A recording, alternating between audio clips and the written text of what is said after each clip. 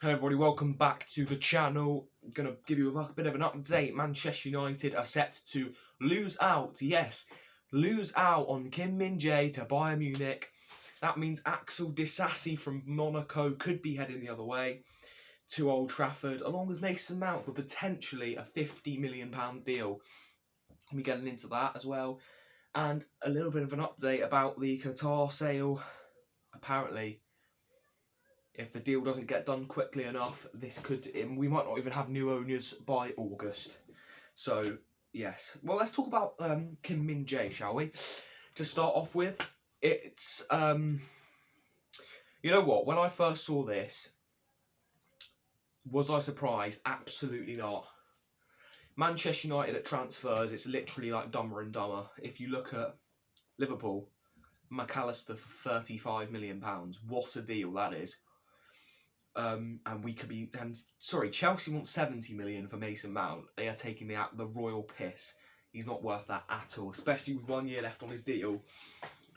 But yeah, loads of other clubs are so much better at doing deals than Man United. Just jokers, honestly. And we're set to lose out on Kim Min-jae to Bayern Munich. What a steal they're going to get for his release clause next week or the week after that. 47 million euros or something like that. I feel frustrated. I feel bad for Ten Hag. Because he's having to get his plan B option now, which is Axel Disasi from Monaco. And if you look at Kim Min-jae, what a defender. He won the Scudetto this year with Napoli. I think he won Player of the Season as well in the Serie A. Might be wrong, but I think he did. What a defender. What a first season he's had. And if you look at if you're Kim Min-jae and you look at the grand scheme of things, you can either go to Bayern Munich, start straight away next to De Ligt, or you come and fight for a place against Varane at Man United. So unless we are going to offer him ridiculous wages, he's going to head to Bayern Munich, which is very frustrating because I feel like we were going to get him. But I'm not surprised at the shambles that Man United are at transfers. So, you know, what can you do? This is why we need new owners. Before I'll get on to Mason Mount, I'll just say Glazers, greedy fucking pigs, just absolute jokers, honestly. They're just trying to get every single ounce of money they possibly can before letting go of this club, which they eventually will do, I believe. So they're trying to get as much in their back pocket as possible. And if the deal doesn't even get finalised, if they don't announce a winner soon, it could still even take weeks and weeks for the Premier League to approve the deal. So we might not even have new owners by August or September. So it's going to be a very slow process, this is why I don't think Man United are going to have a great summer transfer-wise, because it's all going to be overshadowed by this sale. Honestly, it's a joke, really. You know, every day after school last week, checking Twitter every day, looking for some sort of light at the end of the tunnel. We need Qatar, we need super wealth. You know, look at City.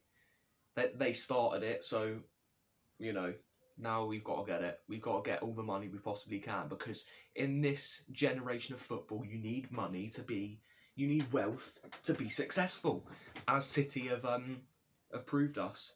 Because before Sheikh Mansour bought City, they were a Middlesbrough, they were an Aston Villa, or not even an Aston Villa, they were a Sunderland, they were a Southampton. They weren't anybody. So, you know, it just proves to you you need super wealth. So yeah, a bit of an update there on the takeover. I don't think it's going to be happening anytime soon. You know, top journalists have said that. Well, even Reuters, actually, a New York-based business outlet, said that on Twitter, said that that apparently Sheikh Jassim, the Qatar, or part of the 9-2 Foundation, is in a period of exclusivity with the Glazers.